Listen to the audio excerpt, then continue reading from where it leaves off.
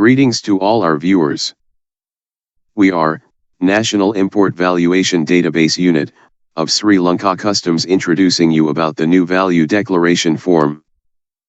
This video series is aimed at discussing the additions which you have to declare in the Value Declaration Form as per the Article 8.1 of Schedule E of the Customs Ordinance. As per Incoterm 2020 published by the International Chamber of Commerce, there are 11 different Incoterms used in today's trade. Incoterms are the selling terms that both buyer and seller of goods agree to during international transactions.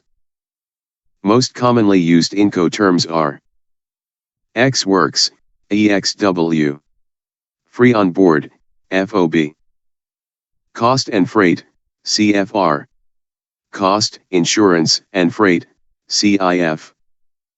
In addition, there can be some deviations from Incoterms 2020. For example, Cost, Insurance, and Freight Free Out, CIF Free Out. Sri Lanka fix the customs value based on CIF value. Therefore, if the goods are purchased on EXW terms, then the buyer shall declare the following costs to the customs. All the costs incurred with regards to the transportation of goods from the seller's factory, Ex Works charges, cost of sea freight and cost of insurance to the customs. If the goods are purchased on FOB terms, then the buyer shall declare the cost of sea freight and the cost of insurance to the customs. If the goods are purchased on CFR terms, then the buyer shall declare the cost of insurance to the customs. If the goods are purchased on CIF Free Out terms, then the buyer shall declare the cost of unloading at the port of Sri Lanka to the customs. Having attention to the 11 different Incoterms, let us give you following insights with regards to the newly introduced Value Declaration Form. Number 1 of the new Value Declaration Form is a breakdown of costs and services, not included in the invoice value in terms of Article 8.1 of Schedule E of the Customs Ordinance. Some import transactions involve a party, who is neither the seller nor the buyer but an intermediary who assists either the buyer or seller in the purchase or sale of the imported goods. The payments paid for this intermediary can be a buying commission, selling commission, or a brokerage. Buying commission is the fees paid by an importer to his agent, for the services of representing the importer abroad in the purchase of the goods that is imported. Selling commission is the fees paid by an importer to seller's agent, who generally acts for the seller seeking for seller's goods. Brokerage is the fees paid to a broker who acts for both seller and the importer to put both parties in touch with each other. Out of above-mentioned payments, only the buying commission is not required to be added to the price of the imported goods. Selling commission and brokerage should be added to the price of imported goods, for customs purposes.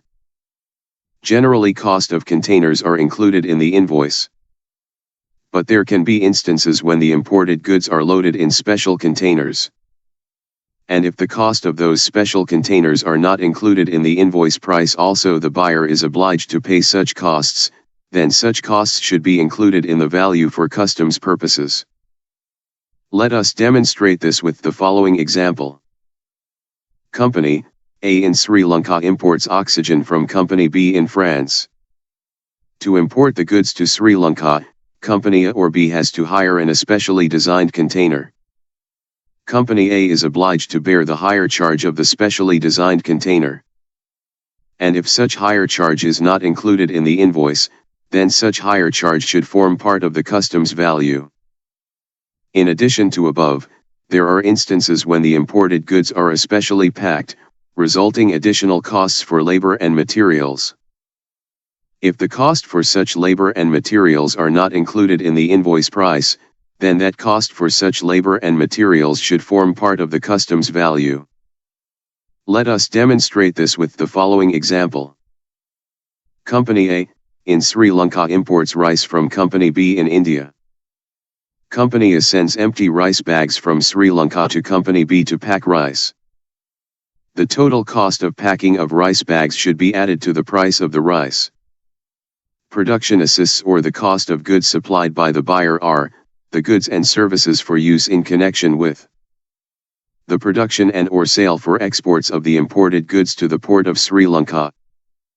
These production assists are supplied directly or indirectly to the seller by the buyer of the goods, free of charge or at a reduced cost. Following are the most frequent production assists. 1. Materials, components, parts, and similar items incorporated in the imported goods. 2. Tools, dies, molds and similar items used in the production of the imported goods. 3. Materials consumed in the production of the imported goods. 4. Engineering, development, artwork, design work, and plans and sketches undertaken elsewhere than in the country of importation and necessary for the production of the imported goods. If the production assists are not included in the invoice, it should be added to the price of imported goods for customs purposes. To continue filling the value declaration form, move to our next video. Thanks for watching and subscribe to get updates of new videos regarding value declaration form.